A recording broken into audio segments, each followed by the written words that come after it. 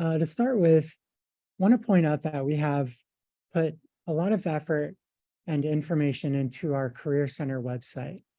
And our Career Center website, as I think most of you are familiar with, is careercenter.risd.edu. On our site, we have content for portfolios and demo reels. And at the bottom of the page, we have a abbreviated version of tonight's program, focusing just on portfolios and just on demo reels, just for your reference. And you'll find a lot of other excellent info in there as you go through it. And thanks again for checking in. And also, this is being recorded. So for our online archive viewers, please check in now. Slick, right? All right. So let's start at the beginning, talking about what a portfolio is. So a portfolio takes a few different forms. It's a website that can be viewed easily on a computer. It also has mobile formatting capabilities to be viewed on a mobile device. There's the classic hard copy folder that can be carried around with hard copy versions of your portfolio.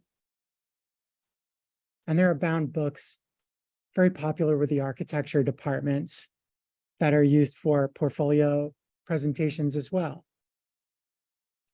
I bring up these elements so that we can also address what a portfolio isn't.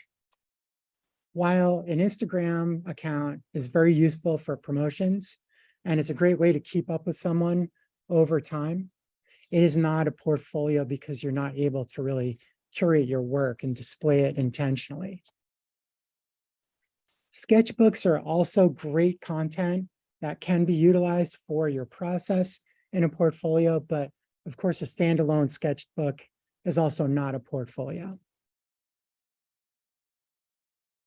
Then when we're talking about demo reels, this is a 1 to 2 minute compilation, and it's usually presented online. An individual movie or documentation of your physical work is not really considered a reel. So a reel should be a subset of that work, a highlight reel, so to speak. So when do we start working on our portfolios and our demo reels? It's great to start as soon as first year. And as we all know, it took a portfolio to get into RISD, and it actually makes for an excellent starting point when you're contributing to your portfolio. The key with your portfolio in this early stage is to continue to be experimental and to discover new forms that you're interested in. You don't want to be bogged down by trying to create a professional portfolio that's ready for an employer to hire you, right? You're staying experimental. That's the whole object and intention of first year and second year in a lot of majors. But there are some excellent habits that you can get into at this early stage, such as documenting your work. That includes not only recording it or scanning it or taking pictures of it, but it also includes writing some notes about it, maybe keeping some of your creative process work and gathering that in a portfolio.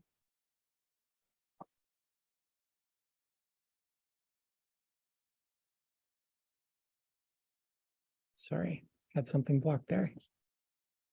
So for third year and up until graduation, now you're getting more control over the types of work that you're doing. You're having more say in what you choose to create for your portfolio.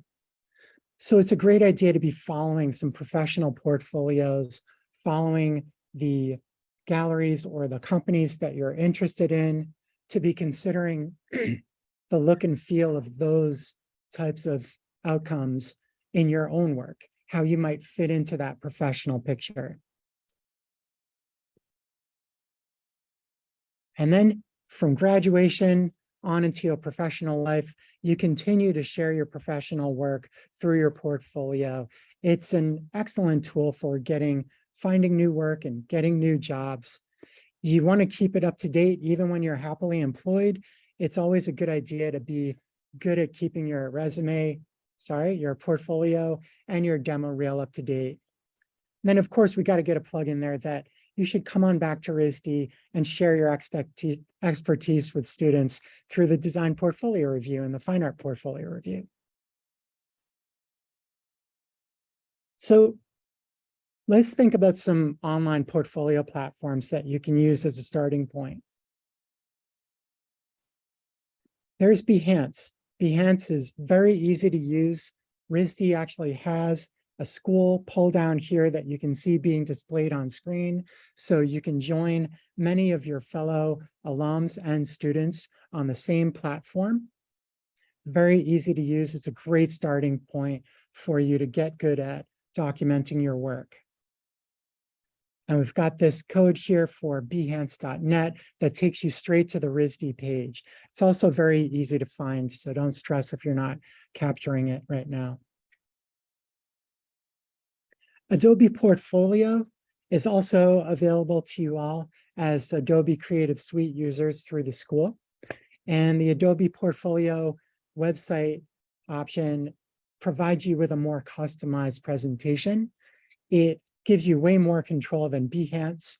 And it is typically a more serious tool for as you get closer to graduation or you want to create your own branded website. It is also quite easy to use. And this would be the URL. It's portfolio.adobe.com if you'd like to check that out in the future. Cargo Site is another online platform that you're welcome to use. And it's just another option for you to consider. We do have a special code that they presented to RISD students so that you can create a new cargo site free of charge while you're here at school. Just in case it's difficult to read, I will say the code is 81 lowercase d 33 lowercase c 55. With that code, you can get into cargo site easily. Some other premium platforms that you need to pay some money to utilize without advertising is Wix. Wix is very popular. It does give you a lot of creative control. They have really cool templates to use. We actually use it quite a bit with the Career Center for some of our event sites. Carbon Made is another very reputable platform. Here you can see it's $9 monthly. Squarespace, also very popular. You know, one thing that I could say about all of these different options is that it isn't that one option is better than the other necessarily. We encourage you to go in and test out and look at the features. I think your criteria really should be what's going to be easiest for me to maintain because you're so busy with school and everything that you're doing here. What's easiest for you to maintain and what also achieves the effect that you're looking for, the visual appearance that you're really hoping for, because each platform has its own strengths and its own tendencies. Sound good so far? Cool. If there's any questions, please don't hesitate to raise your hand, okay? All right, finding inspiration. You know, we've got the building blocks here. We know what portfolios are and some potential platforms to use. But finding your inspiration and looking to see what others are doing can really help to inform your scope and what's possible and what you want to go after. And fortunately, you're in good, excellent company. With the RISD Alumni News, this is a news feed that we would strongly encourage you to check out. It is right off of the .edu site, so risd.edu site. And there's excellent coverage of all the amazing things that RISD alums are doing out in the world, which will also give you the opportunity to go to those specific artists and designers' sites and see how they're showing up and how they're presenting themselves.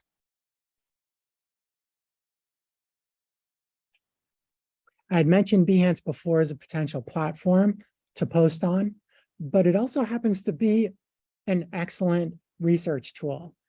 So just to flip this around a little bit, when we have companies that are hungry for RISD talent and they've posted jobs, but they're still looking for more talent, the Career Center, we actually send them to the Behance site so that you can use these industry pull downs to see different types of RISD portfolios. And likewise, you could perform the same function on this site. So you can go onto Behance, you can see what your fellow peers are doing in your designated industry or major. And many of these projects will enable you to go to the original artist and see what their custom website is if they've graduated and they're out professional in the world. We've been really encouraged and impressed that many excellent alums out in the world still maintain a presence in Behance. So it's quite a good spot to be doing this research.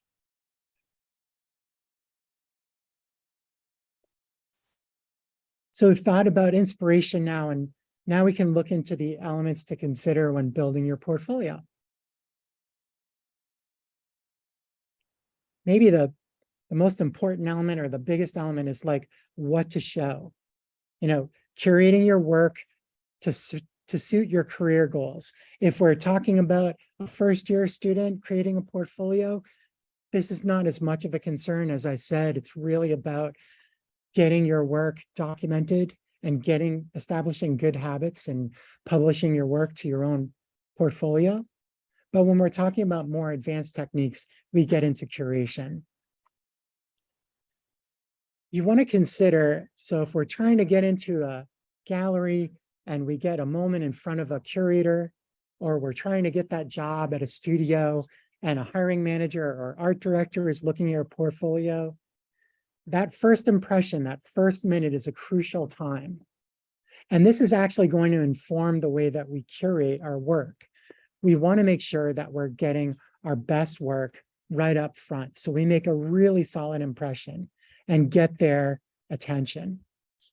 And for that reason, one of the concepts is stressing quality over quantity. You know, you're not going to score a lot of points for having a mountain of work in your portfolio if you lose the viewer in that first impression moment, right? It's also possible, especially if you're using a website, to customize your portfolio based on your career path. So if you're nearing graduation or your junior year and you're considering a couple of different directions with your internship or job, you may want to have a couple of different curated presentations for those different paths. You know, this way you're serving up what the viewer is going to be most interested in. And this would also be applicable for the fine art world.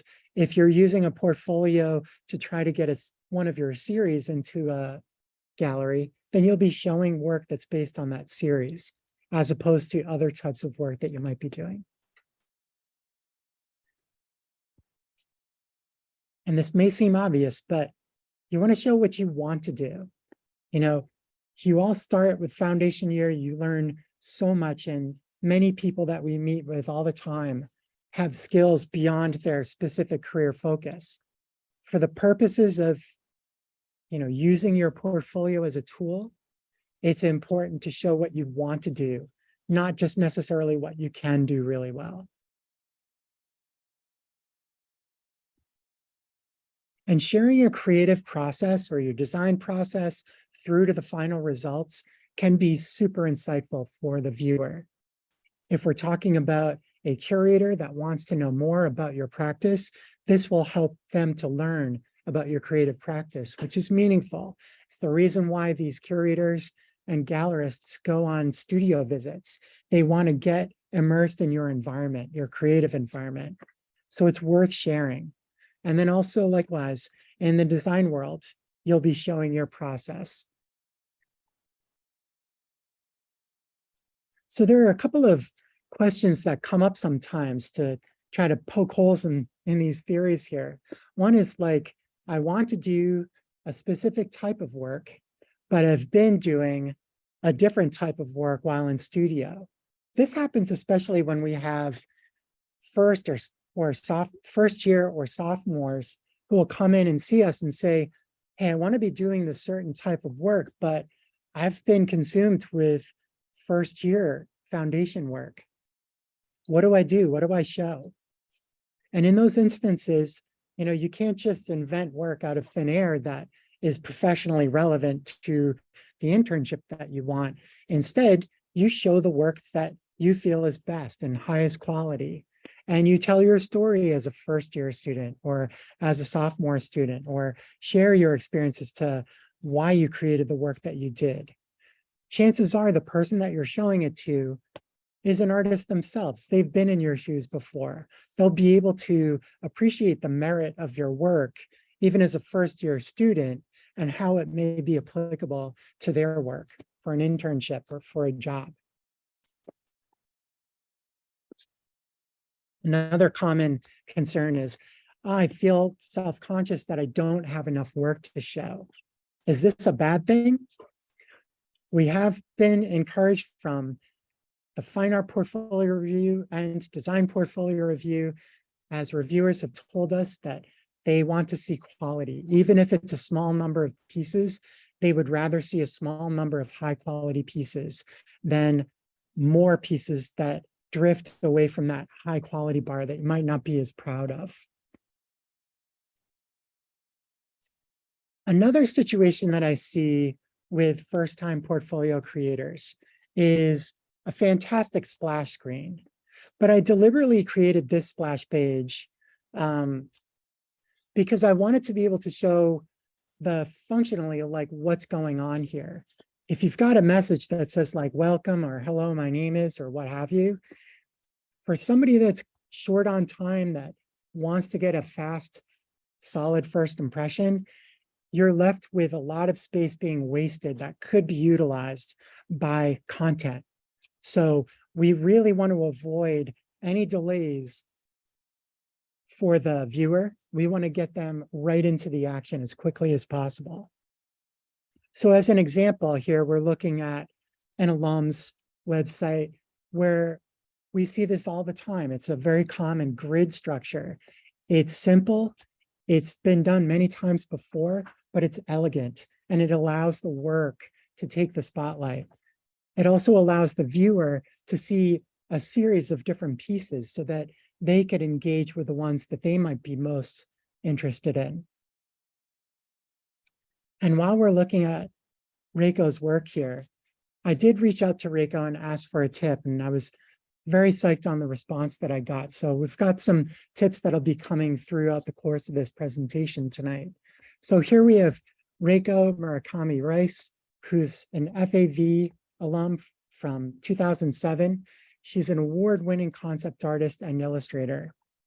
And she's saying, know your client or whoever you were trying to get a job from. Customize your portfolio according to what they are looking for. There's the perfect portfolio that gets everyone. And you only need 5 to 10 pieces that display consistent quality and focused. Put the best pieces at the beginning and at the end. And keeping in mind this feedback, this is coming from Reiko, who is an independent concept artist. So definitely slants in that direction in terms of how Reiko's presenting her work for that industry. Another goal for your portfolio, along with the grid that we looked at before, is simplicity.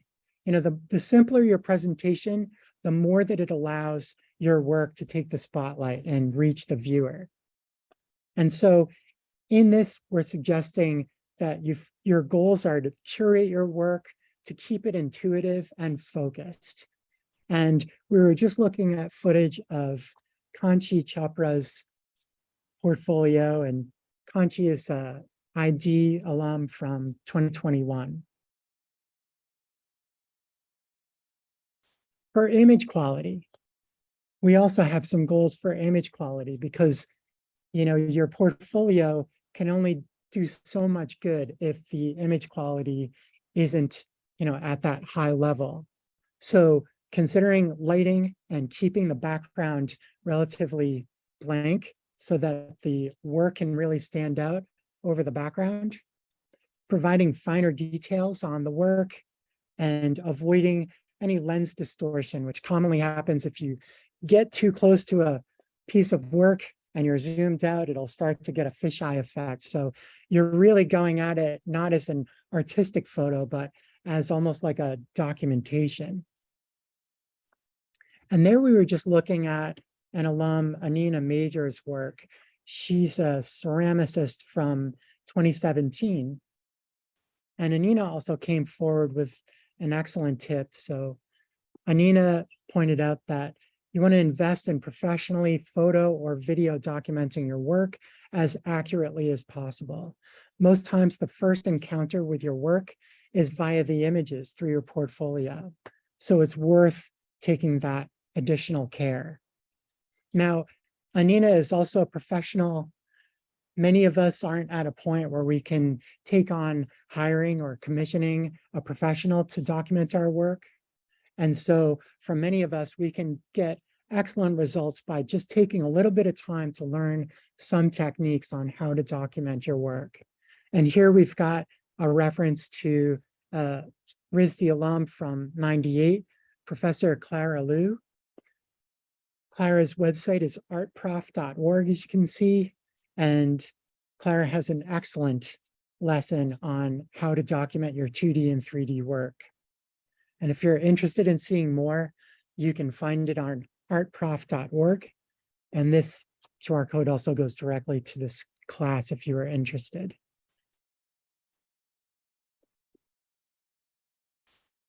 Including background info is also important.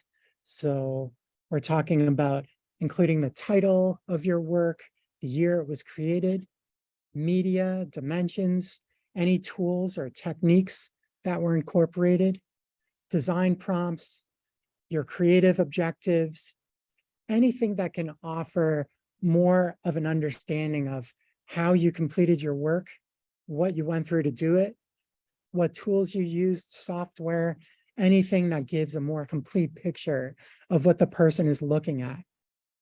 This is, in a way, it's kind of a sneaky way of providing some interview grade information. You know, if you've got an art director or you've got a curator or a gallerist that's looking at your work, why not give them some of this basic info so that they don't need to come after you to ask for that info?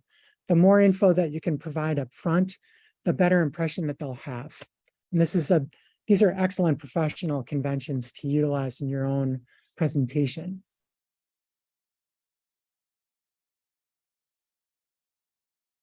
So I mentioned sharing your creative or your design process.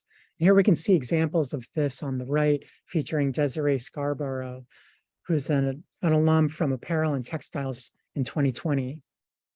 Concept drawings, research, imagery, mood boards, prototypes, any iterations or sketches, time lapse. These are all excellent features to give the viewer a better understanding of your process.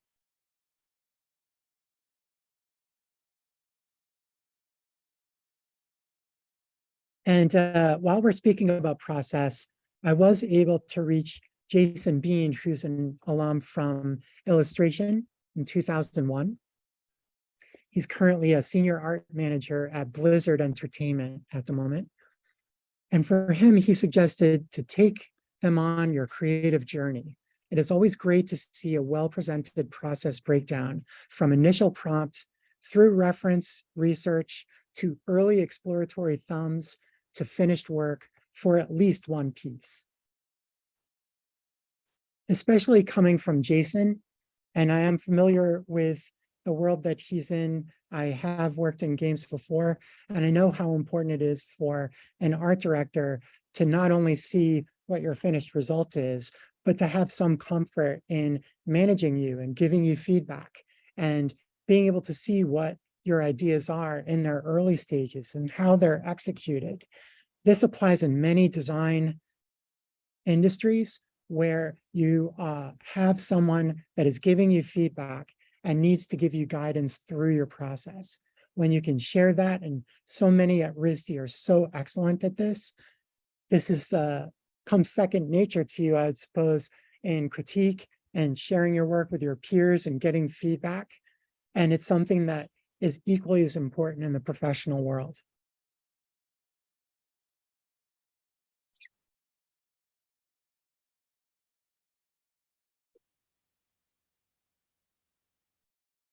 All right, so we've talked a lot about the different factors on what sites to use and platforms to use, how to consider what to show, what not to show, where to find inspiration and what your goals are in terms of what you're showing. And now we can talk about the presentation side of this. So for your printed portfolio, and here's a image from our fine art portfolio review from a few years back, where you're able to show your work at scale. It's the traditional immersive experience where you're not just looking at it on a screen, you get to see it large in front of your face. In the fine art world, you'd be looking for approximately 10 to 20 pieces in a portfolio when you're nearing junior and senior year. For design portfolios, you'd be looking at slightly less, like 6 to 12 projects. And that's also like more advanced level near your junior and senior year. And the common element with your printed portfolio is that it is a linear experience.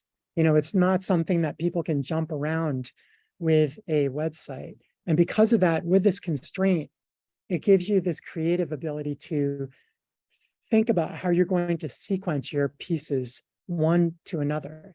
How are you going to reveal your story? You know, it's a great way to think of it as a narrative, not just as your work isolated, you know?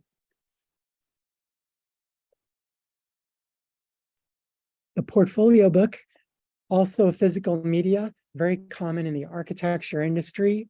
So even when we're looking at online versions of an architecture portfolio, many times it is in a PDF format and it's on a site where it looks like pages flipping from side to side. So you'd likely see a lot of architecture portfolios on platforms like Issue that we see here at the bottom left, or Folio HD.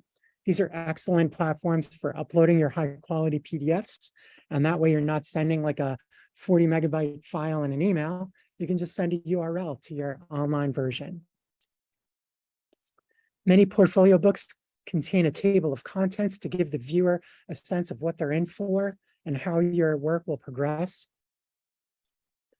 Featuring the resume on the first page is also an excellent idea. You know, if you've got a book, and especially if you're giving that book away, you should absolutely have your resume in there as a reference.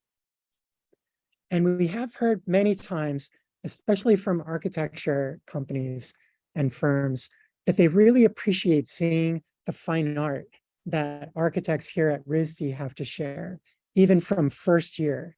So you can consider like an element or a piece that you've used as a detail on the cover of your portfolio, or some meaningful way of embellishing your portfolio with that fine art. It does distinguish you from other schools and other students that are graduating.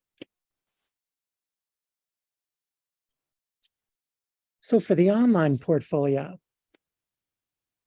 when presenting in person, you'll be showing it much as you would with a printed portfolio.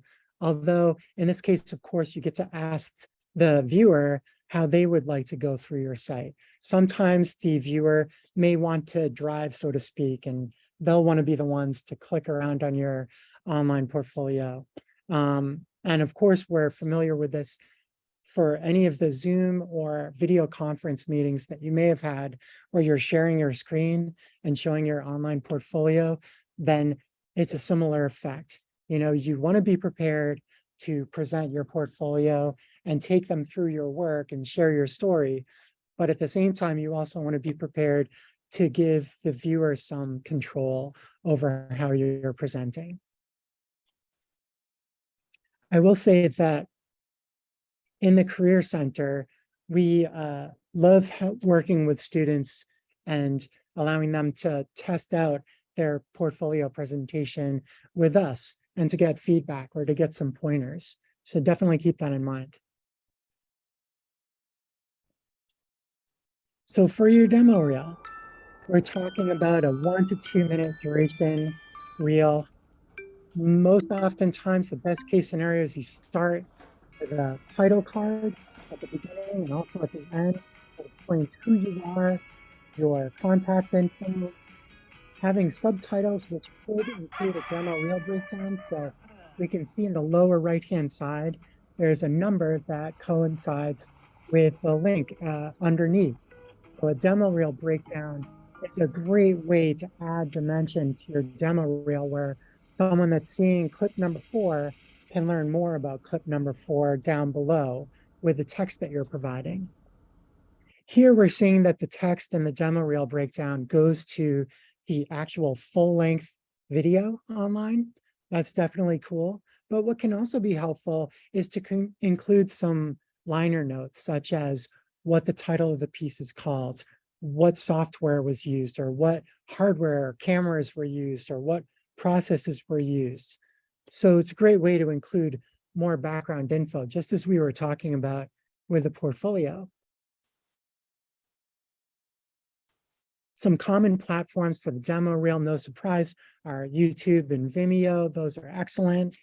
You may find yourself in a situation where you have something sensitive that you're not able to share due to a NDA that you may have signed with a studio, or you may have worked on something that's private or something that you consider to be intellectual property, and you don't want the idea to just be stolen by anyone. So in those cases, you can make a password protected version of your demo reel that could go on Dropbox or Google Docs or iCloud. So that's also something to keep in mind if you need that level of security.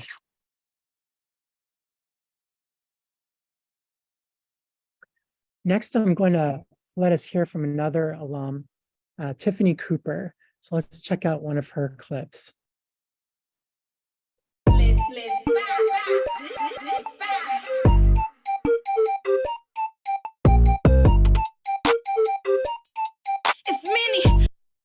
All right, Tiffany Cooper is an FAV grad from 2012. Tiffany's an independent director and senior art director at VaynerMedia.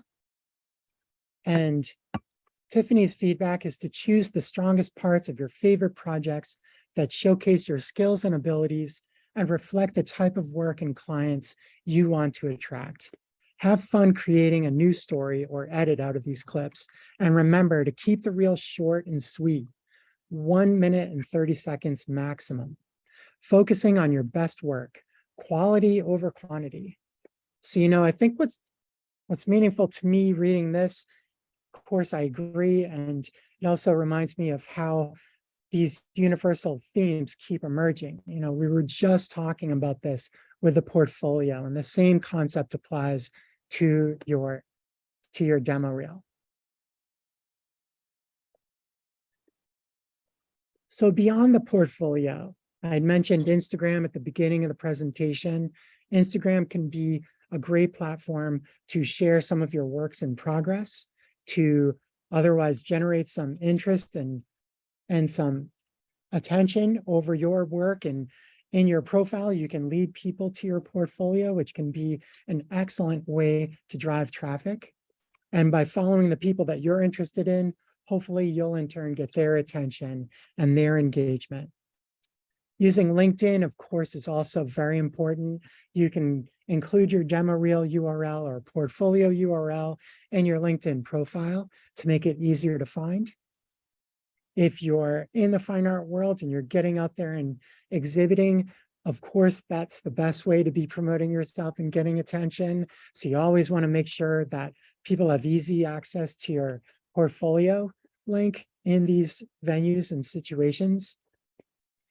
And as you keep in touch with people, so we mentioned LinkedIn, networking with people, building your network through Instagram, keeping in touch is also important. As you're making updates to your portfolio, it's a great reason to re-spark your conversation that you were having a month ago or 2 months ago with someone, and make sure that they're aware that you've got new content to be viewing.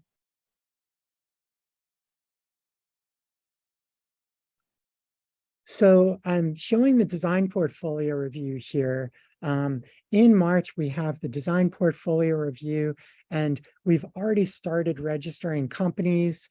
And you can go to this page on our design portfolio review website to see who the latest companies are that have registered. We will also be hosting the Fine Arts Portfolio Review, which is also excellent. I'm not showing that site because registration has not yet begun. That'll be happening in April. But you'll please keep an eye out for the Career Center emails that we send out constantly to keep you appraised of everything that's going on with the Career Center, and especially with these high-profile events. I should mention for the portfolio reviews, this is open to juniors and higher. So for those that are a sophomore or first year, just hang in there and you'll be able to participate starting your junior year. So I'd like to open it up for questions. Excellent question. So the question was, are demo reels strictly for motion-based work like video or animation, or could it also be for 2D work and 3D work, right? So demo reels are typically for motion-based work. While you may be recording footage of your physical work, which could be 2D, could be a time lapse, it could be a 3D object that you want to like rotate in space and record. It could also be like an installation piece that you'd like to document. Those are all excellent things to have footage of. I would say it might be ideal to do that in a portfolio and like embed the video in the portfolio if possible. The demo reel really is intended for motion-based work.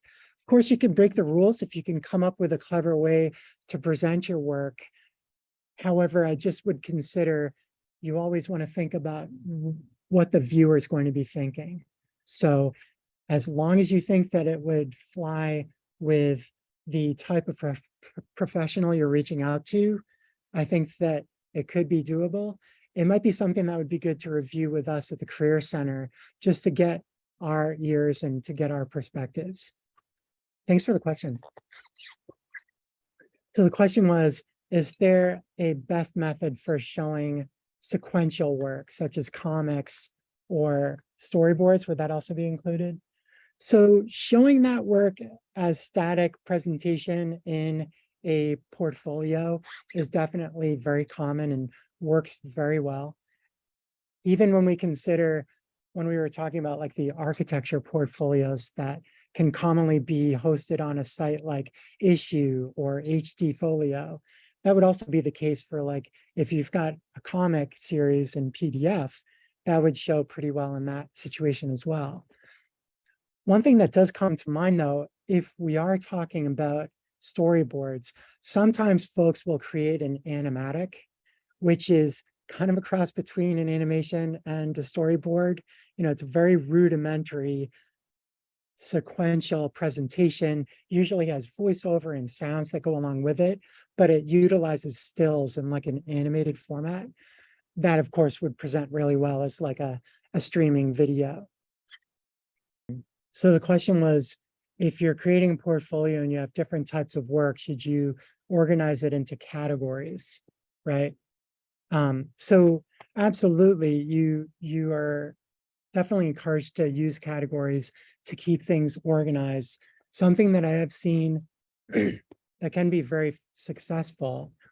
And as a matter of fact, so one thing that to use Reiko's site again as an example is that here we can see that Reiko has a series of categories along the top. But what we're seeing on this first page is what Reiko is choosing to highlight more prominently over other pieces.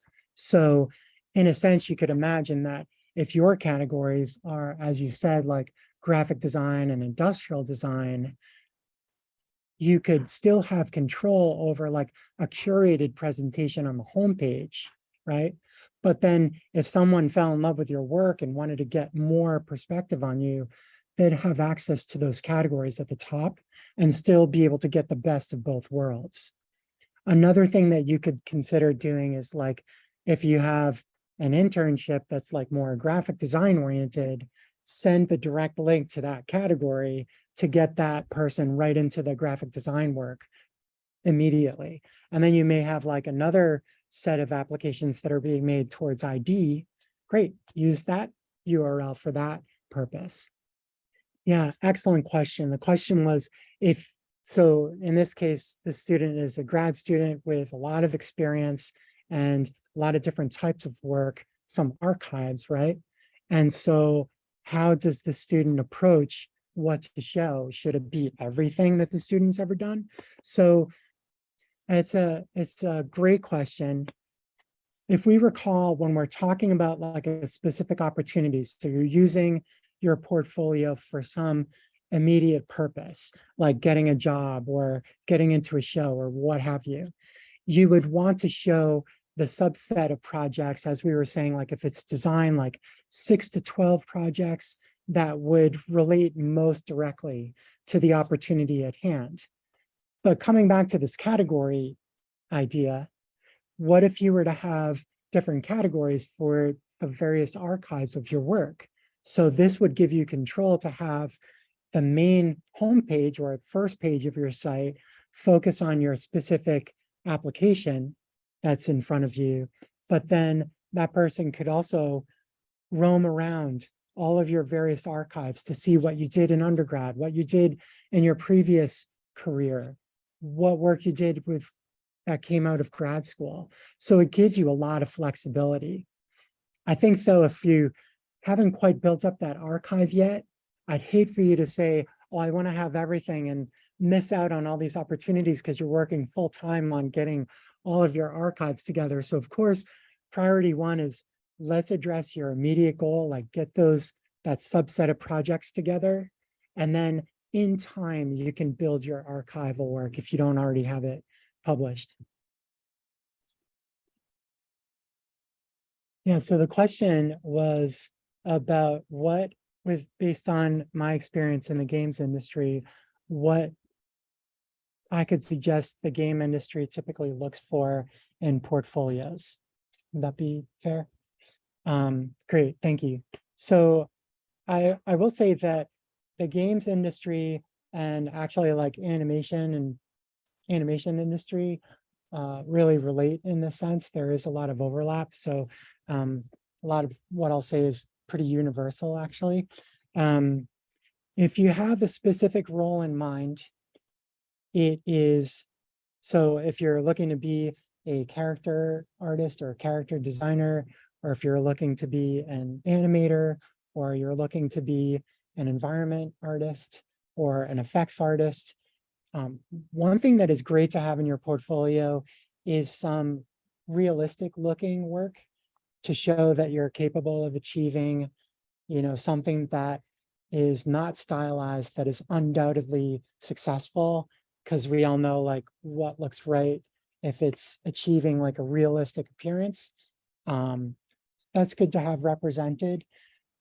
And also to show your stylized work and execution. So if you've got a stylized piece, can you work within that art style with among like a number of different projects?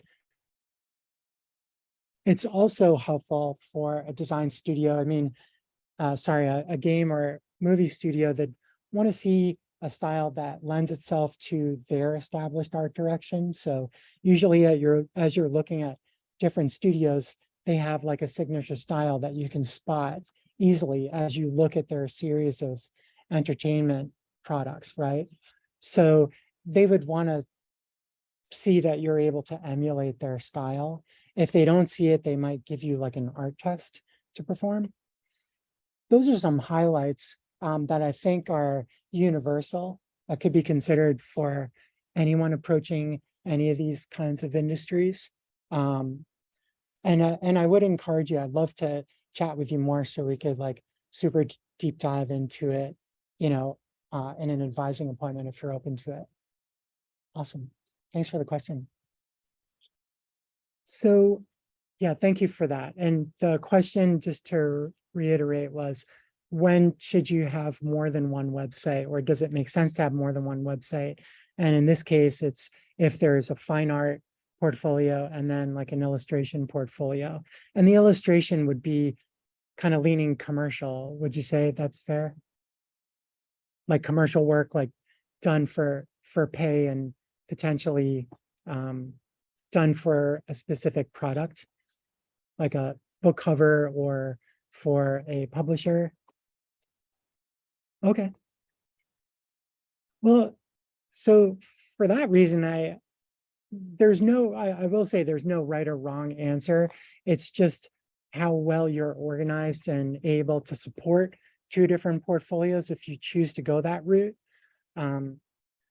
Although I have seen advantages where having, the categories, as we've been discussing before, if you were to have like a fine art and an illustration, two different categories on your website and share that direct link when appropriate, I think that could lend itself really well.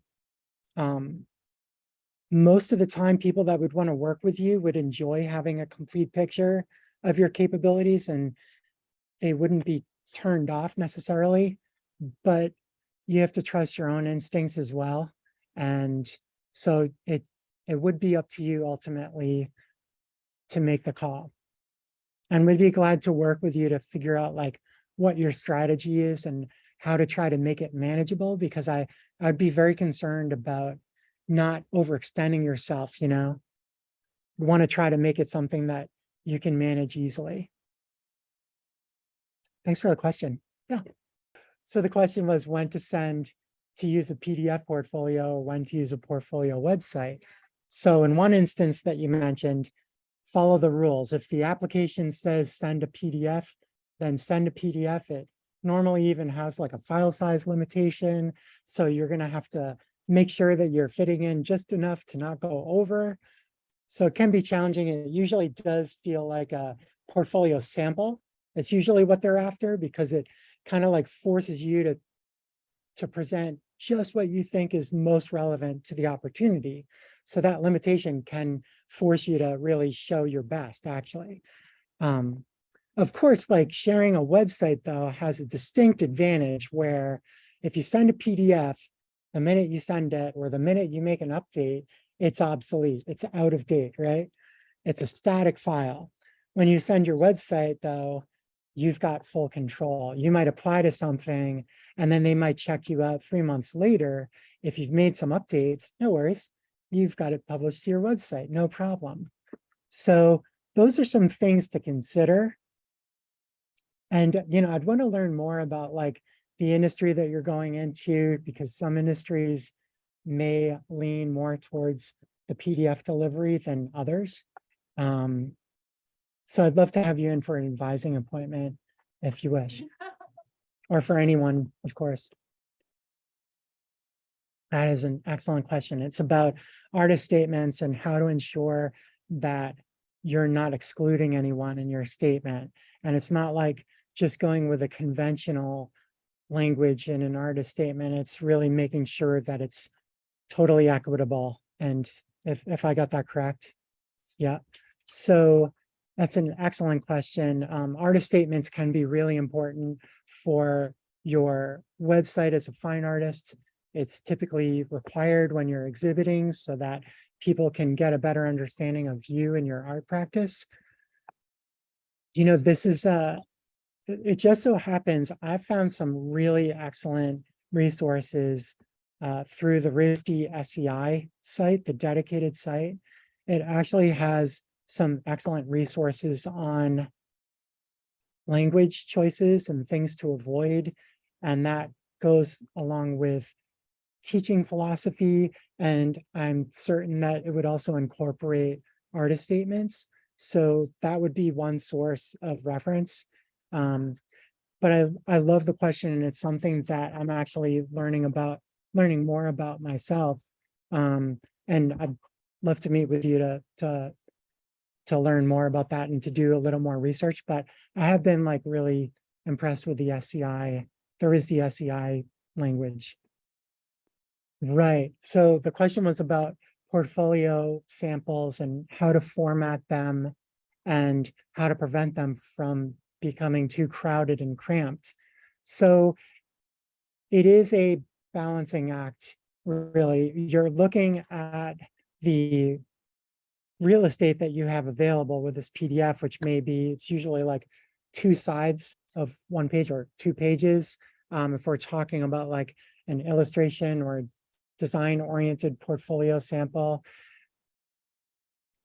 you need to find a scale that reveals enough detail in your images so that they can be parsed and understood, but not so big that it takes up the entire page. I have to say, I'm talking really ambiguously, not knowing like what major or industry you're going into. What are you looking to get into? Right.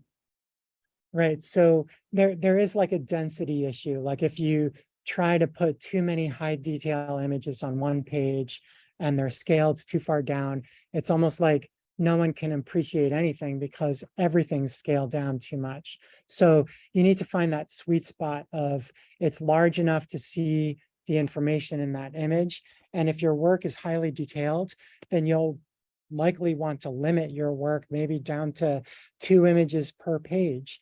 And to answer your question, yes, you would want to have the title and background info and dimensions, media, anything like that that can give a better understanding of what you're showing. I think also, especially if your work's very colorful, you want to keep the design structure surrounding it very minimal to allow the images to, show and take the spotlight. You may also want to consider going with more than the standard 2 pages if your works are very detailed. So, it's the sort of thing that I think it is a balancing act of making sure that what you're showing is legible enough and it gives an overview. And in your case as an illustrator, you'll be thinking very carefully about, okay, I may only have 4 to 8 images to show for this given application. What are those images? What am I going to feel comfortable knowing that they saw the best ones that I have to offer? And maybe this is a sneaky move here, but you should always have contact info, including a portfolio URL at the bottom of every page, so that if someone does see what they like, they can go and learn more about you. Well, I am aware of the time. I'm totally game to stick around and continue to answer questions, but I also respect everyone's time, and it's been an hour. So thanks for hanging in there, and still here for any questions. But if people need to scoot, thanks for coming.